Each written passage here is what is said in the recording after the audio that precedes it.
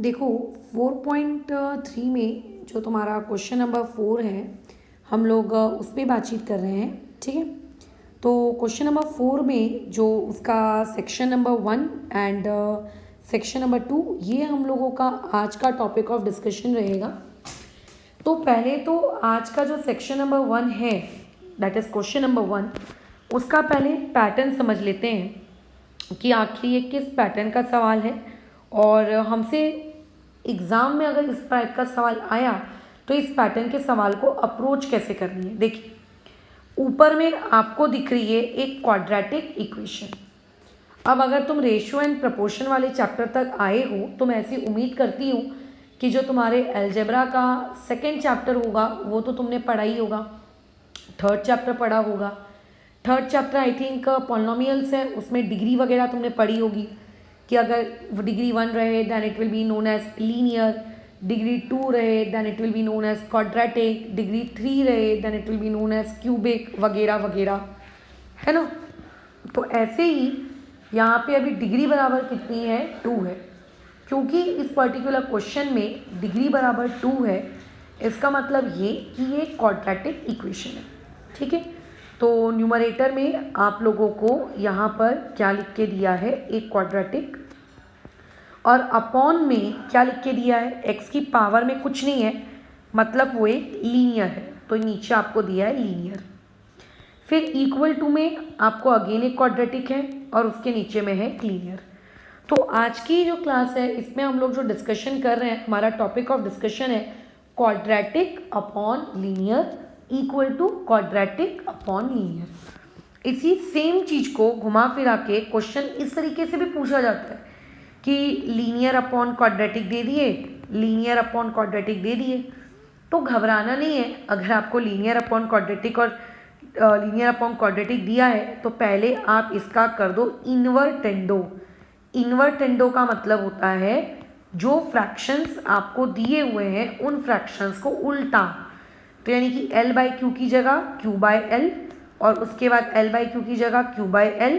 फिर उसके बाद जब उल्टा कर दोगे तो जैसे आपने क्वेश्चन नंबर 1 यानी कि ये, ठीक है, नाउ सॉल्व लाइक 1, फिर आपने 1 जैसे सॉल्व किया था वैसे आप सॉल्व कर लेना, है ना। दूसरा पैटर्न ये आपको मिलता है।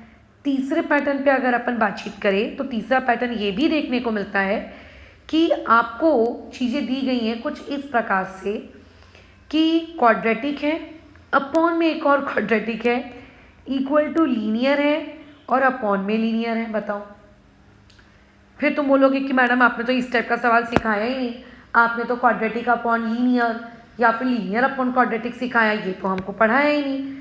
तो इस टाइप के सवालों को भी ऐसे ही सॉल्व करना पड़ता है। इनकी बस शक्ल थोड़ी सी बिगड़ी हुई है, उन बिगड़ी हुई शक्लों को तुमको ठीक करने की नीड है, बाकी तो सब परफेक्ट है। कैसे, आप क्रिस क्रॉस कर दीजिए, मतलब ये जो क्वाड्रेटिक आपको नीचे दिख रही है आप इसको ऊपर ले आओ, है ना, तो वहाँ बन जाएगा Q अपॉन L, और अरे पिंक कलर कहाँ गया मेरा, ठीक है, तो वो बन जाएगा Q अपॉन में L, और वहाँ पे आप लोगों को जो L दिख रहा है उस L को लेकर आ जाओ यहाँ नीचे, तो ये आ जाएगा आप लोगों का Q अपॉन L। यानी कि अगर कल को क्वाड्रेटिक अपॉन क्वाड्रेटिक या लीनियर अपॉन लीनियर वाला भी फॉर्मेट दिखता है तो इस तरीके से क्वेश्चन को अप्रोच करेंगे। ठीक है, फिर जैसे ही ये क्वाड्रेटिक अपॉन लीनियर वाला फॉर्मेट आ जाएगा तब आप कह दीजिएगा बड़े गर्व से कि मैडम जिस तरीके से आपने इसका पार्ट 1 सॉल्व किया वैसे ही आप इसका पार्ट अभी ये सॉल्व कर दो, तो हम कर देंगे। और इस तरीके से इंटरचेंज करना, इस प्रॉपर्टी को हम लोग कहते हैं अल्टरनेंडो। इस प्रॉपर्टी को हम लोग क्या कहते हैं, अल्टरनेंडो। कंप्लीटली उल्टा कर देना इस इन्वर्टेंडो, और इस तरीके से एक्सचेंज करना इधर का उधर, है ना, चुगली करना, that is known as alternendo. Is it clear, क्या यहाँ तक ये चीज़ें बराबर है। चलो लेट्स मूव अहेड, आगे बढ़ते हैं।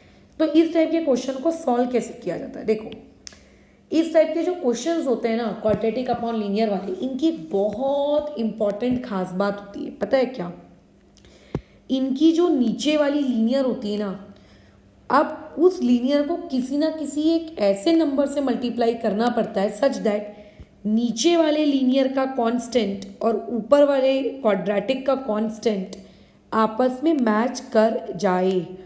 इस तरीके से आपको इन दोनों को क्या करना पड़ता है, मल्टीप्लाई करना पड़ता है। ठीक है, नीचे वाले लीनियर को। हो सकता है कि कल को क्वाड्रेटिक को करना पड़ जाए, तो ये कौन सा तो एक कैसा नंबर चूज करोगे जिससे वो दोनों सेम आ जाए। ठीक है, जैसे यहाँ वाला 3 और यहाँ पे है 12, तो ऐसे किसी नंबर से मल्टीप्लाई करो ताकि दोनों सेम हो जाए।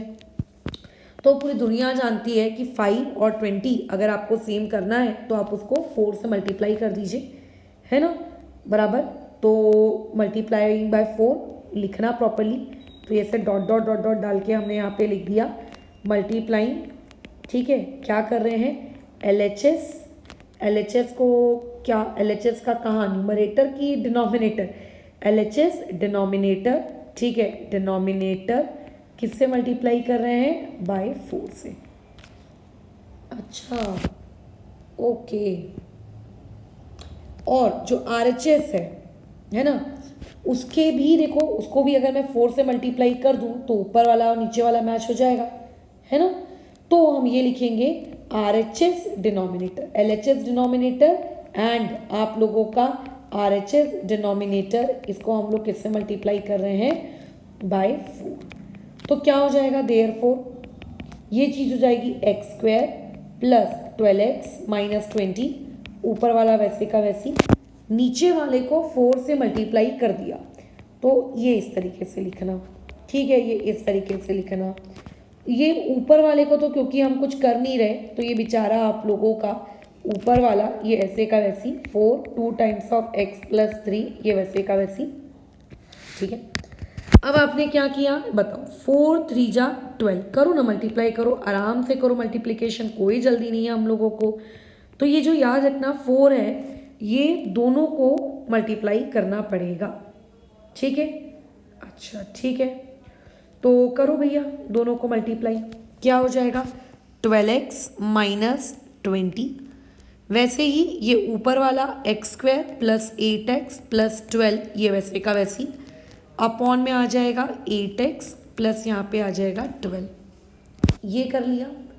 इसके बाद एज यूजुअल जैसा हम लोग अभी तक सीखते आए हैं, वो लोग क्या, कंपोनेंडो डिविडेंडो अप्लाई कर दो। तो यहाँ पे ऐसा प्रॉपरली लिखो कि अप्लाइंग, क्या अप्लाई कर रहे हैं हम लोग, कंपोनेंडो एंड डिविडेंडो। ठीक है, ऑन बोथ साइड, एक साइड तो कर नहीं रहे हैं ना, दोनों तरफ कर रहे हैं, तो प्रॉपरली ऐसा लिखना ऑन बोथ साइड्स। तो अभी कंपोनेंडो डिविडेंडो दोनों लगा दे क्या मैडम, दोनों। एक बार सोचो, मैंने क्या कहा था आप लोगों को नोट में जब मैंने प्रीवियस क्लासेस पढ़ाई थी, कंपोनेंडो एंड डिविडेंडो दोनों साथ में तब लगाते हैं जब आपको न्यूमरेटर और डिनोमिनेटर में a plus B A minus B का पैटर्न दिख रहा हो। मतलब जो नंबर ऊपर है वही सारे सेम नंबर्स नीचे हैं, सिर्फ एक प्लस और सिर्फ एक माइनस का अंतर है। अगर ऐसा दिख रहा है तो अभी क्या आप लोगों का ऐसा सेम पैटर्न आपको ऐसा दिख रहा है यहाँ पर? तो कई बच्चे बोलेंगे हाँ मैडम यहाँ पे दिख रहा है। कहाँ दिख रहा है यार? ऊपर वाला नीचे वाला ये दोनों सेम है, बल्कि यहाँ पे तो x² है और नीचे में तो x² भी नहीं है। तो ऐसे में जो ये लीनियर अपॉन क्वाड्रेटिक या क्वाड्रेटिक अपॉन लीनियर वाला जो फॉर्मेट होता है, यहाँ पे अगर तुम्हें ऐसा लगता है कि यहाँ पे भी कंपोनेंडो डिविडेंडो लगा दो, तो ऐसा नहीं होता। ठीक है, फिर मैडम क्या लगाएं? देखो 5 प्रॉपर्टीज होती हैं। इन्वर्टेंडो, उल्टा कर दो, उल्टा करने से क्वेश्चन कभी सॉल्व नहीं होता। अल्टरनेंडो से स्टेप आगे बढ़ सकती है बट क्वेश्चन आगे सॉल्व नहीं होता। बची 3 प्रॉपर्टीज। कंपोनेंडो डिविडेंडो एक साथ, वो हम यहाँ लगा नहीं सकते क्योंकि कंपोनेंडो डिविडेंडो वाला जो पैटर्न है कि ऊपर वाले नंबर और नीचे वाले number exactly same to same होने चाहिए, बस साइन अपोजिट होनी चाहिए, वो यहाँ पे फॉलो हो नहीं रहा। अब बचती है मात्र 2 प्रॉपर्टीज, या तो कंपोनेंडो लगा दो या तो डिविडेंडो लगा दो, अलग अलग एक एक करके, डिपेंड की क्या लगाना है। हो सकता है कंपोनेंडो करने से क्वेश्चन सॉल्व हो सकता है डिविडेंडो करने से सॉल्व हो रहा हो, यह हमें सोचना पड़ेगा। प्रॉपर्टी इस तरीके से आपको अप्लाई करनी है, ठीक है। प्रॉपर्टी आपको इस तरीके से अप्लाई करनी है कि क्वेश्चन हमारा सॉल्व हो जाए। ऐसा नहीं होना चाहिए कि हम लोग अटक गए, अब क्या करें क्या करें क्या करें, गाड़ी अटक गई। तो अब इस टाइप के जो क्वेश्चंस होते हैं, ये इस टाइप के जो आप लोगों के क्वेश्चंस होते हैं, इनको सॉल्व करने के लिए अब 2 ही रास्ते बचते हैं। बोलो क्या बचते हैं?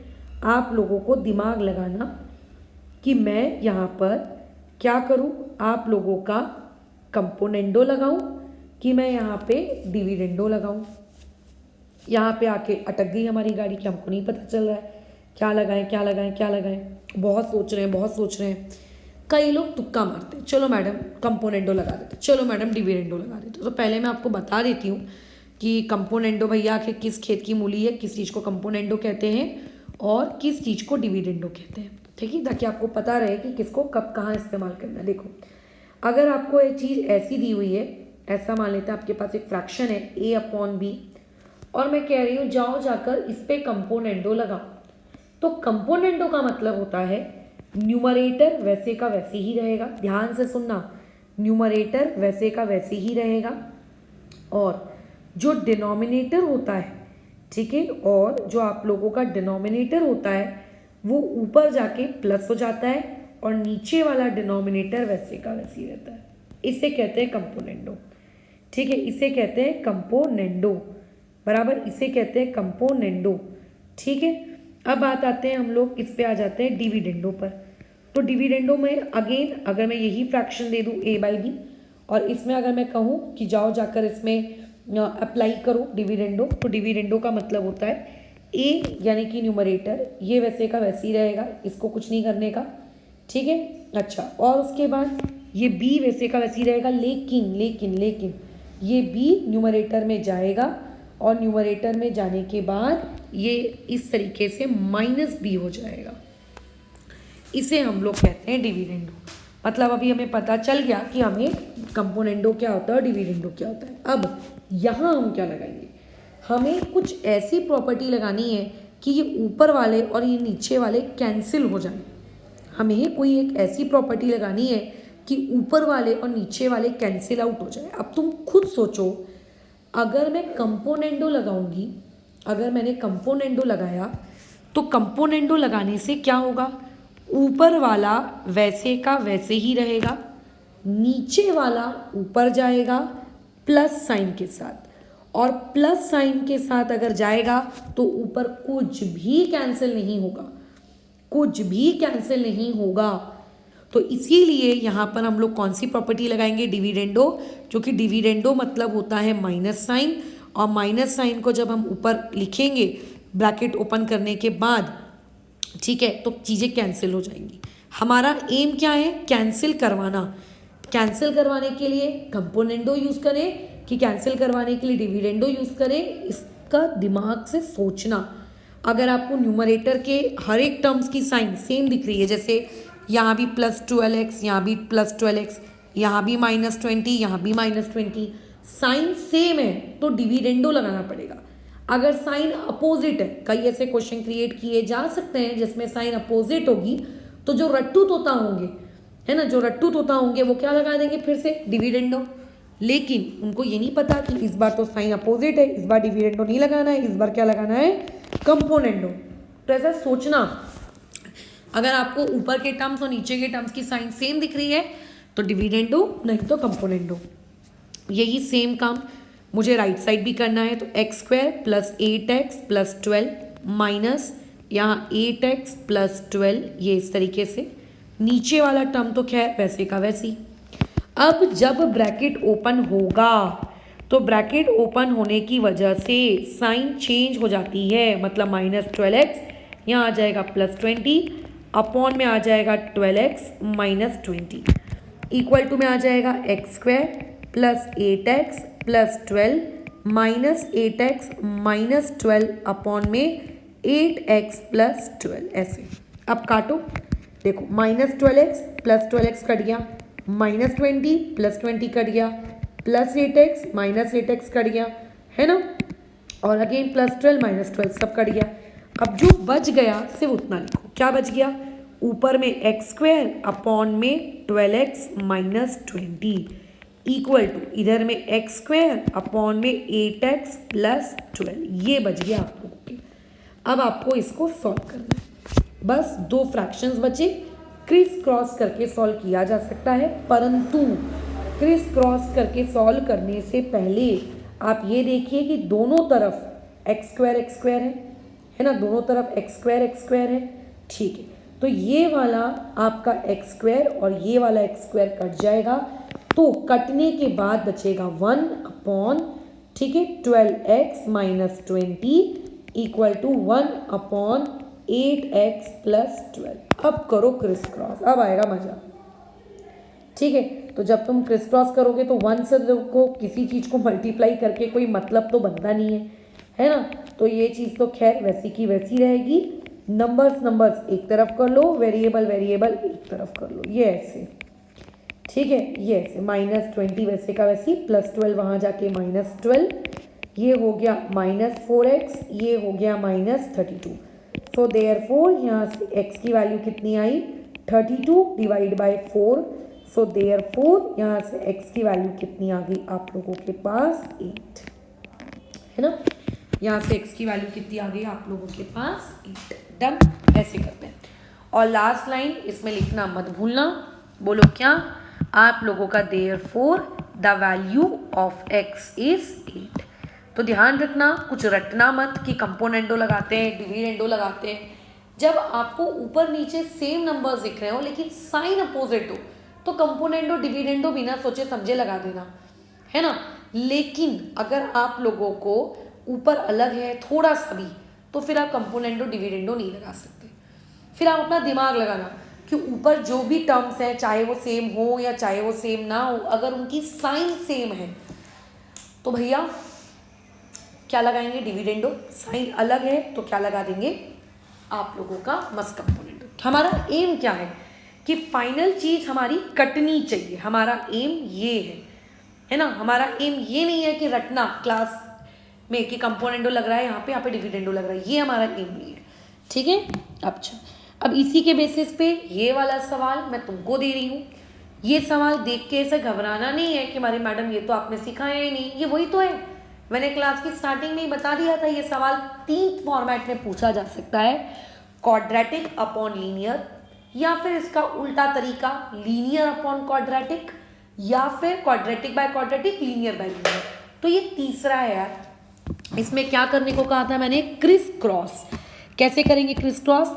ये जो आपको ऊपर दिख रहा है और ये जो आपको नीचे दिख रहा है, इनकी पोजीशंस को आप क्या कर लीजिए? इंटरचेंज कर लीजिए, है ना। ये आ जाएगा आप लोगों का नीचे 2x प्लस 3, और ये ऊपर 5x square minus 25x plus 12 upon में x माइनस 5। और इस तरीके के क्रिस क्रॉस करने को कौन सी प्रॉपर्टी कहते हैं? अल्टरनेंडो। तो यहाँ रीजन प्रॉपर तरीके से देना, बाय अल्टरनेंडो। अब आगे जैसे मैंने ऊपर वाला क्वेश्चन सॉल्व किया है, यही सेम क्वेश्चन आपको यहाँ भी सॉल्व करना है। आपको दिमाग लगाना है कि इसके आखिरी में जो ये नंबर लिखा है 63 और इसके आखिरी में जो ये नंबर लिखा है 3, इन दोनों को सेम करें। तो जो छोटा नंबर है 3, उसको मैं कौन से ऐसे नंबर से मल्टीप्लाई करूं कि वो 63 आ जाए? ठीक है, तो वही सेम नंबर से मल्टीप्लाई कर देना। यहाँ पे लिखा है 5 और यहाँ पे लिखा है 12। अब यहाँ अटक जाती है बच्चों की गाड़ी कि अरे मैडम चाहे आप कुछ भी कर लें, 5 और 12 तो मैडम कभी भी, बताइए ना आप, कभी भी तो सेम हो ही नहीं सकते। अब हम बेचारे छोटे छोटे पपीज़ क्या करेंगे? ये तो कभी सेम हो ही नहीं सकते, तो कभी सेम हो ही नहीं सकते। उनको ऐसा लगता है कि क्योंकि 5 के टेबल में तो आप कितना भी कर लो, 5 के टेबल में आप कितना भी कर लो, आप लोगों का जो 5 है वो तो बेचारा हो ही नहीं सकता। तो ये वाला जो क्वेश्चन है ना, इस वाले क्वेश्चन का, इस एक्सरसाइज के ये वाला क्वेश्चन आपका थोड़ा सा अलग है। ठीक है, ये वाला क्वेश्चन आप लोगों का थोड़ा सा यहाँ पर वेरिएशन के साथ आया है। ओके, क्या वेरिएशन है यहाँ पे इस वाले क्वेश्चन में? तो वो वेरिएशन हम लोगों को देखना है। अब देखो वेरिएशन देखो, जैसे कि ये 10x square plus 15x plus 63 है, तो तुमको बेसिकली जो स्टार्टिंग के 2 टर्म्स हैं इनसे चीज़ों को कॉमन निकालना है। कॉमन निकालना आता है हम लोगों को, हमने मिडिल टर्म स्प्लिटअप में सीखा है ना। बताओ 10 और 15 में से कौन सा नंबर कॉमन निकलेगा? 5 और x कॉमन आ जाएगा। ब्रैकेट में क्या बचेगा? 2x + 3 और वहाँ पे आएगा +63। अपॉन में जो है 2x + 3 वो वैसे का वैसी। ओ तो जब भी कभी अगर आपको ऐसा दिखे कि यार नीचे वाला नंबर मल्टीप्लाई करने से ऊपर वाला नंबर बन ही नहीं सकता, तो आप हमेशा सोचना कॉमन निकालने के बारे में। सिमिलरली इन 2 टर्म्स में से आप कॉमन निकालिए, क्या हो जाएगा? 5 और x को आपने कॉमन निकाल लिया तो ये वाली चीज़ हो जानी है आपके पास x - 5 और ये आ जाएगा आप लोगों का +12 और ये आ जाएगा अपॉन में x - 5। ओह अब आगे क्या करें? अब देखो ये सवाल थोड़ा सा अलग है, मैं बता दूं। अब इस सवाल में अगर हम ऑब्जर्व करें तो देखो ऊपर में भी 2x + 3 है और नीचे में भी 2x + 3 है। अगर मैं इस सवाल को ऑब्जर्व करूं तो यहाँ पे भी x - 5 है, यहाँ पे भी x - 5 है। तो हम एक काम करते हैं, हम लेट करते हैं कि चलो 2x + 3 को आपको p फॉर पैरेट ले लेते हैं एंड हम लोगों का जो x - 5 है इसे q फॉर क्वीन ले लेते हैं। आप चाहो तो कोई दूसरा वेरिएबल भी ले सकते हो। करो जरा ऐसा। ये मैंने ऐसा क्यों किया? ताकि मैं क्वेश्चन को सॉल्व कर सकूं, इसीलिए। चलो देखते हैं ऐसा करने से क्या मिला। देखो 5 वैसे का वैसी, x वैसे का वैसी, 2x + 3 की जगह पे क्या आ जाएगा? p फॉर पैरेट और +63 वैसे का वैसी और नीचे में भी क्या आ जाएगा? p for parrot equal to 5x वैसे का वैसी, x - 5 की जगह पे क्या आ जाएगा? q फॉर क्वीन, है ना। और ये +12 वैसे का वैसी और अपॉन में भी क्या आ जाएगा? q for queen. अब क्या करें? अब क्या करें? अब क्या करें? अब तो हमारी गाड़ी अटक गई। अब तो हमारी गाड़ी अटक गई। कुछ नहीं अटकी है, इसको आगे कैसे सॉल्व करें? सबसे बड़ी मिस्टेक यहाँ पर तुम ये वाला p, ये वाला p, ये वाला q, ये वाला q काट दोगे। ऐसे कैंसिलेशन नहीं होती न्यूमरेटर डिनोमिनेटर में। ठीक है, बड़े हो जाते हो बट बड़े होने के बावजूद भी यही मिस्टेक करते रहते हो। कैंसिलेशन करने के लिए अगर आपको न्यूमरेटर और डिनोमिनेटर में कोई प्लस माइनस नहीं दिख रहा है, मतलब आपको एक मोनोमियल दिख रहा है, तो आप कैंसिलेशन करो। ऊपर वाला टर्म बाइनोमियल है यार, बाइनोमियल, ट्राइनोमियल या पॉलिनोमियल कैंसिल आउट नहीं होंगे। न्यूमरेटर डिनोमिनेटर अगर मोनोमियल है तो ही कैंसिल आउट होगा। अब मोनोमियल क्या होता है? मैं उम्मीद करती हूँ कि पॉलिनोमियल चैप्टर पढ़ा है। फिर क्या करें? अब आप क्रिस क्रॉस करिए। ठीक है, क्रॉस मल्टीप्लिकेशन। ये जो q है ये इस पूरे के पूरे 5xp + 63 से मल्टीप्लाई होगा, मतलब ये जो नीचे वाला है इस ऊपर वाले से। ठीक है, ये जो नीचे वाला p है ये ऊपर वाले से, ये इस तरीके से, ये ऐसे मल्टीप्लाई होगा। ठीक है, तो अब ये जो q है इस ब्रैकेट के सारे टर्म से मल्टीप्लाई होगा, तो क्या हो जाएगा? ये हो जाएगा 5xpq। अब इसमें भी मैं बता दूं, मैंने ऐसे कई महान बच्चे देखे हैं, महान तो नहीं बोलना चाहिए यार, बेचारों के बचपन से उनकी कोई मैथ्स कॉपी नहीं देखता, तो उनको पता ही नहीं होता कि बेसिक मैथ्स कैसी होती है। वो q को 5 के साथ लिखते हैं, फिर प्लस डाल के q को x के साथ लिखते हैं, फिर प्लस डाल के q को p के साथ लिखते हैं। ऐसा नहीं है, वो जो 5 है, जो x है, वो p है, वो सब एक साथ है, तो q सबके साथ अलग अलग नहीं जाएगा, वो तीनों के साथ एक ही रहेगा कॉमन। 63 के साथ अलग जाएगा क्योंकि बीच में प्लस आ गया, लेकिन 5x और p इनके बीच में प्लस नहीं है ना, तो वहाँ नहीं जाएगा ये। क्या अभी आप p को इससे मल्टीप्लाई करिए तो ये कितना हो जाएगा? ये हो जाएगा आपका 5x यहाँ पे pq। फिर अगेन आप p को मल्टीप्लाई करेंगे तो ये हो जाएगा 12 टाइम्स ऑफ p, राइट। अब अगर तुम ध्यान से देखो तो ये 5xpq वैसे का वैसी प्लस 63q वैसे का वैसी, यहाँ पे ये 5xpq को मैं इधर ले आती हूँ तो ये हो जाएगा -5xpq इक्वल टू कितना? आपका 12p।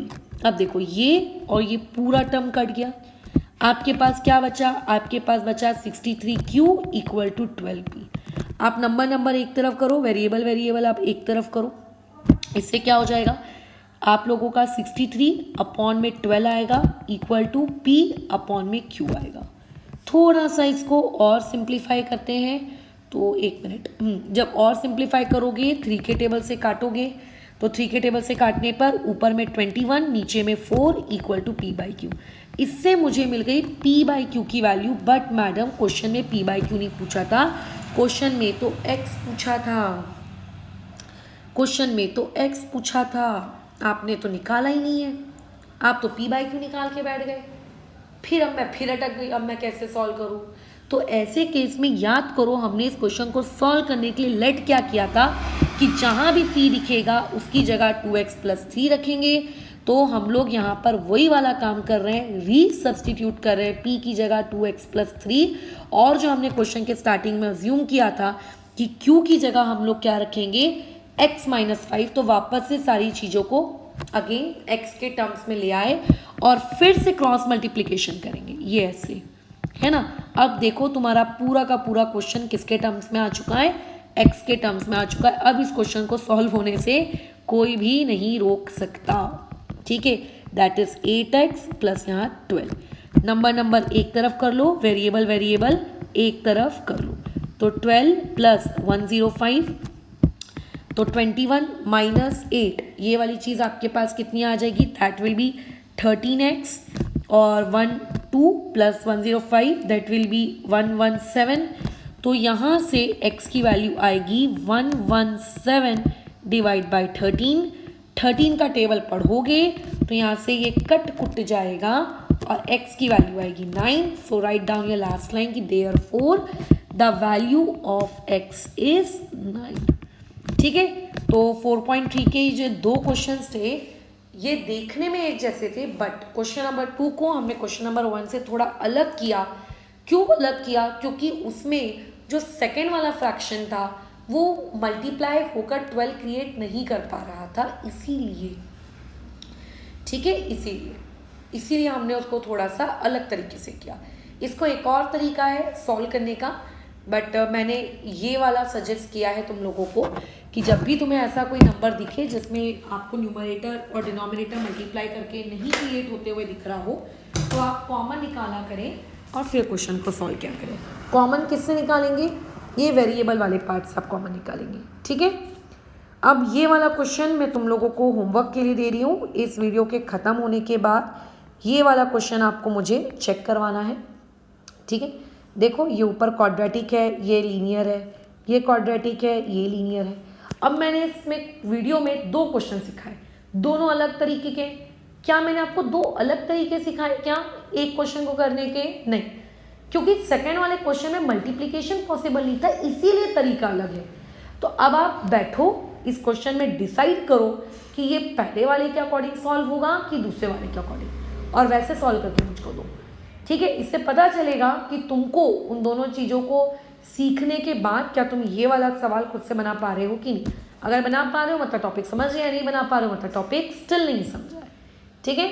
ओके, फिलहाल इस डिस्कशन को अभी यहाँ पर हम लोग ओवर करते हैं, इसके आगे की बात